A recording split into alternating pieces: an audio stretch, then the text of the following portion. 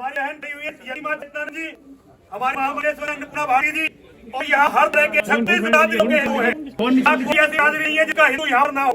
हम सबके सामने घोषणा करते हैं, आज तक इनका नाम वसीम जीविता, आगे बाद का नाम जितेंद्र नारायण सिंह त्यागी होगा। कल वसीम भाई है और उन्होंने कहा वो सनातन धर्म में आना चाहते हैं। एक बहुत बड़ा प्रश्न जो सनातन धर्म में मुसलमान आना चाहता है, उसके सामने बहुत बड़ा प्रश्न होता है कि वो किस जाति में जाएगा, कौन सी जाति उसे स्वीकार देगी। उन्होंने ये प्रश्न मेरे सामने रखा कि भाई ऐसे कैसे होगा। तो मैंने अपनी जिस जाति मेरा जन्म हुआ था, ये त्यागी ब्राह्मण जाति होती है, मैं उसमें जना हूँ।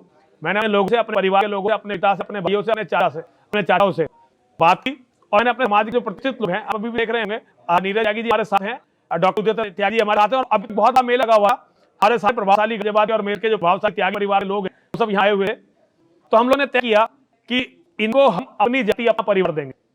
आज के बाद हमारे परिवार के एक सदस्य मान जाएंगे। और हमारे लोगों ने, जो त्यागी लोग हैं, उन्हें यह तय किया कि आगे ही यदि कोई मुसलमान इस्लाम छोड़कर सनातन धर्म की तरफ आता है तो हम उसे अपनी जाति, अपना परिवार दें। ये एक ऐतिहासिक फैसला है और मैं समझता हूँ कि त्यागी साहब इसके बधाई पाते हैं। तुम इंसानियत के करीब आना नहीं चाहते, तुम जानवर है, वैसी दरिद्र जो तुम बनाया था, तुम वैसे ही बना रहना चाहते हो। दुनिया बदल रही है, लोग चार पर जा रहे हैं, दूसरे पर जा रहे हैं, तो आज भी उस तरह की मानसिकता ऊपर बैठकर राजनीति करने की कोशिश कर रहे हो। तो इससे मैसेज क्या है? इसका मतलब महादेव का सर काटने का मतलब क्या है? तुम सनातन का सर काटना चाहते हो। विचारों से लड़ोगे तो विचारों से लड़ेंगे, तुम सलह लड़ोगे हम सलह से लड़ेंगे। अगर ये सोचिए कि सनातनियों को यहाँ पर कट कर दे तो हम ISIS के विचारों से, ISIS से लड़ना हिंदुस्तान में भी जानते हैं, और वक्त था तो अफगानिस्तान जाकर भी लड़ना जानते हैं, मरना जानते हैं, मरना भी। जिनके साथ जुल्म ज़्यादती इस्लाम वालों ने की, जिनको शिया मानते हैं, उनको मानो, उनका आदर सम्मान करो, लेकिन तुमको अपने को ये नहीं कहना चाहिए कि तुम मुसलमान हो। असलियत में मुसलमान को मुसलमान समझते नहीं। संविधान के हिसाब से वो कुछ भी क्राइम हो सकता है, लेकिन वो फतेह थी, वो उनकी फतेह ये थी। ढांचा आज भी बना हुआ होता तो आज भी उस ढांचे को लेकर मुकदमा ही चला होता, ये तय किया जा रहा होता कि ढांचे को कैसे गिराया जाए। तमाम तरह की बंदिशें होती, हिंदुओं ने आगे उस ढांचे को गिरा दिया, आज के लिए विजय बस है। लेकिन जरूरी नहीं है कि तुम हमको मारने की नीयत से आओ और तुम बच के ले जाओ।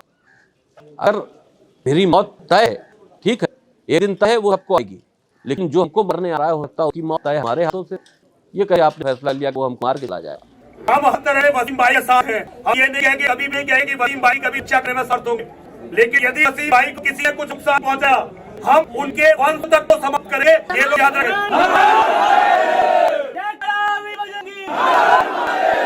नमस्कार दोस्तों, मैं जीता और आप देख रहे हैं पॉलिटिक्स। मेरे साथ अपने समय में इस्लाम के सबसे बड़े शोधार्थियों में से एक, और काफ़ी इन्होंने टिप्पणियाँ की हैं, पुस्तकें लिखी हैं, और क्या वक्फ चेयरमैन भी में रह चुके हैं। आज उन्होंने घर वापस एक तरह से करते हुए सनातन धर्म को अपनाया है, और उनका नाम वसीम रिजवी की जगह जितेंद्र नारायण सिंह त्यागी हो गया है। और हम उनसे कुछ सवाल पूछेंगे, जो सवाल आज मीडिया में लोगों सारे लोगों ने देखा होगा, आपके मन में वैसे सवाल होंगे। जितेंद्र जी, सबसे पहले तो स्वागत है आपका। पहला प्रश्न ये है कि आपने इस्लाम काफ़ी शोध किया है, आप इस्लामिक स्टडीज़ के एक तरह का कि बहुत बड़े अध्येताओं में और शोधार्थियों में से रहे। तो क्या कारण है कि आमतौर पर जब हम किसी विषय पर शोध करें तो हम उसमें घुसते हैं, लेकिन आप जो है उससे बाहर निकलते हुए देते हैं और सनातन धर्म के करीब आ गए हैं? तो देखिए, मुझे बाहर निकाला गया है, मैं छोड़ा नहीं। मैंने तो इस्लाम में रहते हुए इस्लाम को सुधारने की बात की, रिफॉर्म करने की बात की।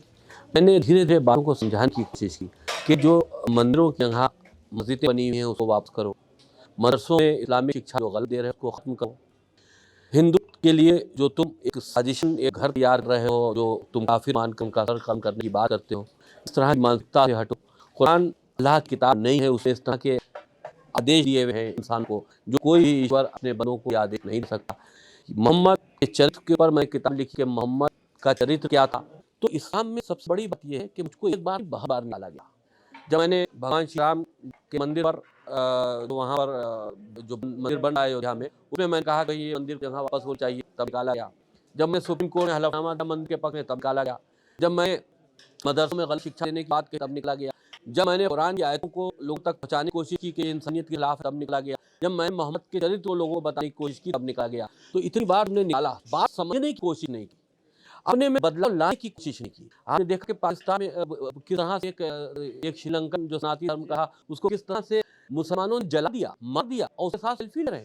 इंसानियत है, तुम इंसानियत की करीब आना नहीं चाहते, तुम जानवर वशी दंदे को बनाया था, तुम वैसे ही बना रहना चाहते हो। दुनिया बदल रही, लोग चंद पर जा रहे हैं, दूसरे ग्रहों पर जा रहे हैं, तुम आज भी उसी तरह की मानसिकता पर बैठ कर राजनीति करने की कोशिश कर रहे हो। तो बदलो अपने आप को। जब ये सारी बातें हमने कही तो उसके बाद मेरा विरोध शुरू हुआ। हमको इस्लाम से निकालने बाद से काटे के फलवे हमारे यतीम नरसिंह गांधी के फलवे उनको मार दिया जाए, तो मारना या मारने के फतवा देना ये कोई किसी समस्या का हल नहीं है। आप मेरे जो तर्क रखते उसका जवाब दीजिए।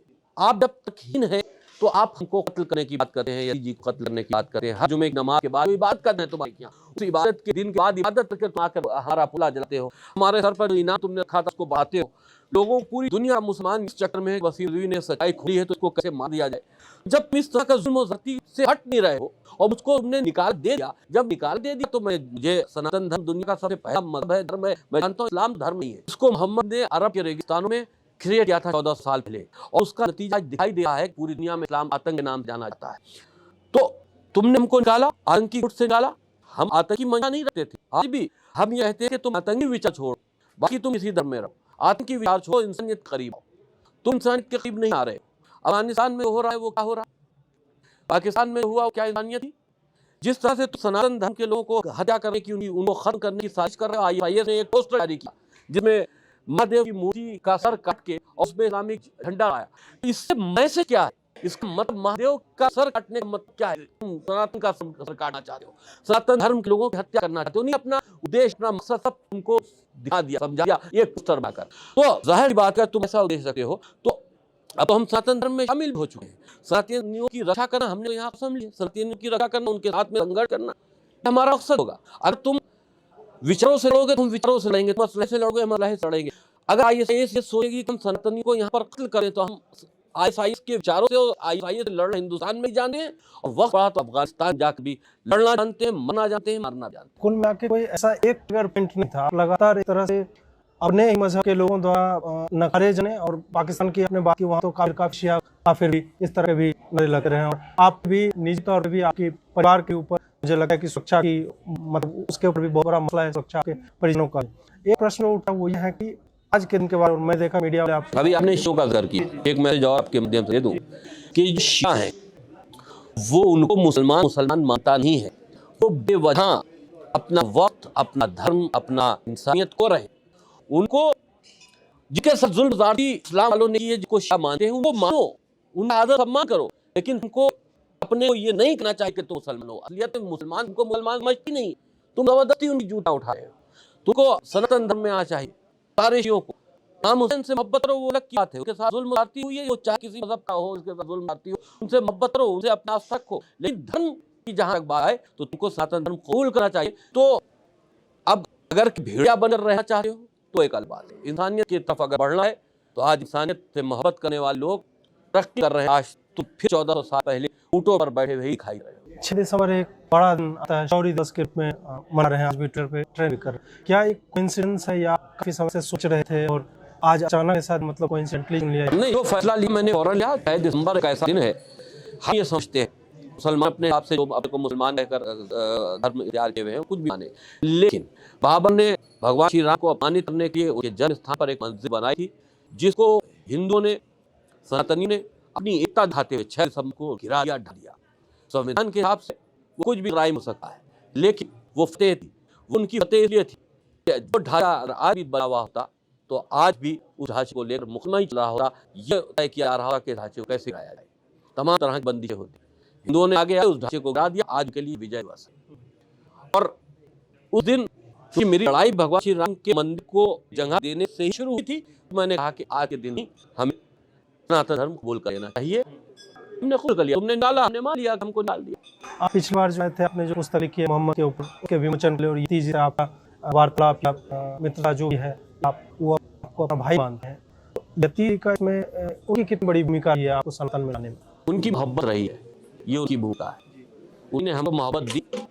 और इससे बड़ी मोहब्बत क्या हो सकती है कि उन्हें अपने परिवार का सदस्य बना लिया, अपने बाप का बेटा बना दिया। वो तो त्याग चुके हैं, उनके एक भाई है, उसके साथ में उन्हें अपनी जगह हमको अपने बाप के लिए दूसरा भाई बना दिया, बेटा बना दिया। तो इससे बड़ी मोहब्बत क्या होगी?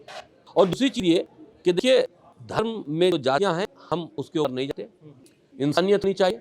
सनातन धर्म के मानने वाले सब एक हैं, सनातनी हैं।